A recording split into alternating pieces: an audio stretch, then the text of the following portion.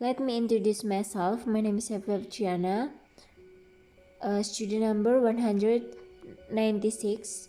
In here, I want to read story, and the title story is A Country Cottage by Anton Chekhov. A Country Cottage by Anton Chekhov. Two young people who had not long been married were walking up and down the platform of a little country station. His arm was round her waist, her head was almost on his shoulder, and both were happy. The moon peeped up from the drifting cloudlets and frowned, as it seemed, inferring their happiness and regretting her tedious and naturally superfluous virginity. The still air was heavy with the fragrance of lilac and wild cherry. Somewhere in the distance beyond the line, a corn crake was calling.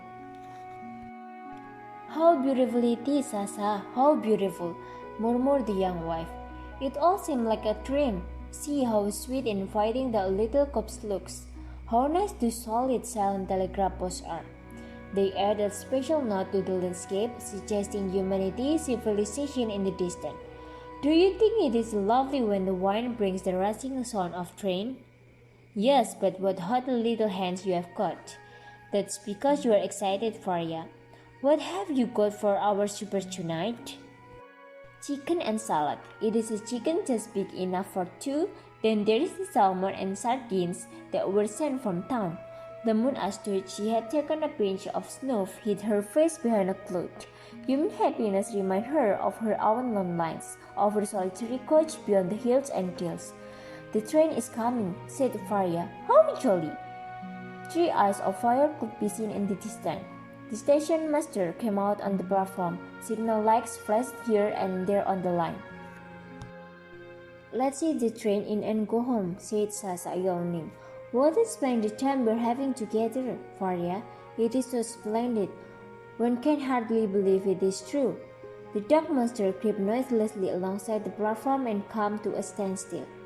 They caught glimpses of a sleepy face, of heads and shoulders at the dimly lighted windows.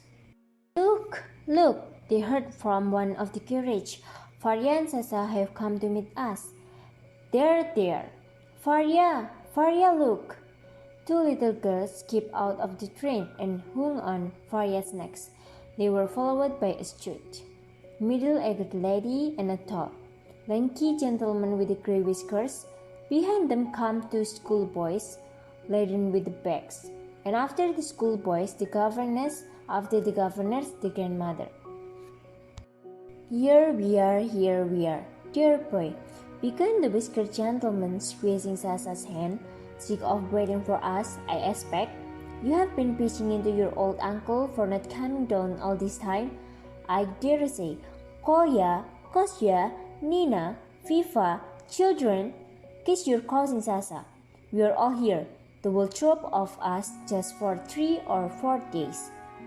I hope we shan't be too many for you. You mustn't let us put you out."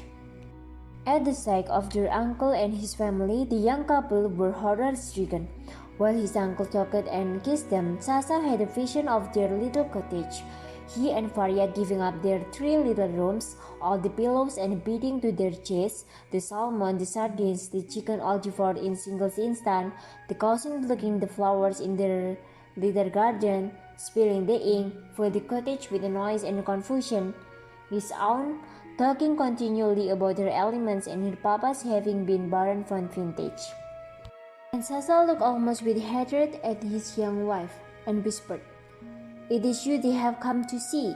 Damn them. No, it is you," answered Faria, pale with anger. "They are your relation, they are not mine." And turning to her visitors, she said with a smile of welcome, "Welcome to the cottage." The moon came out again. She seemed to smile, as though she were glad she had no relation. Sasa, turning his head away to hide his angry, despairing face, struggled to give a nod of a cordial welcome to his voice as he said, "It is jolly of you. Welcome to the cottage."